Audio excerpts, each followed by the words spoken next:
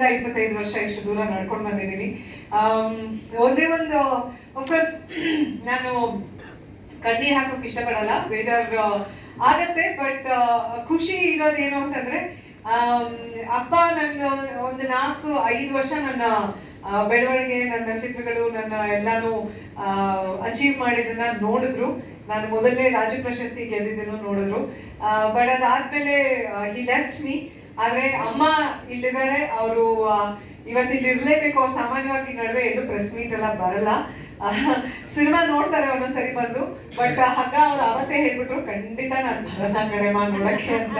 ಅಮ್ಮ ಮಗಳು ಇಬ್ರು ಒಂದೇ ತರ, ಈ ಜಾನ್ರ್ ಇಬ್ರಿಗೂ ಇಷ್ಟ ಇಲ್ಲ. ಆದ್ರೂ ನಾ ಹೇಳಿದೆ, ಇಲ್ಲ ಇವತ್ತು ಪ್ರೆಸ್ ಮೀಟ್ ನೀನು ಬರಲೇಬೇಕು ಅಂತ ನಾನು ಫೋರ್ಸ್ ಮಾಡಿ ಅವ್ರನ್ನ ಕರ್ಕೊಂಡ್ ಬಂದಿದ್ದೀನಿ. ಇವತ್ತು ನನಗೆ ಅನುಪ್ರಭಾಕರ್ ಆಗಿ ನಾನು ಏನೇ ಒಂದು ಸ್ವಲ್ಪ ಹೆಗ್ಗಳಿಕೆ ಅಥವಾ ಒಂದು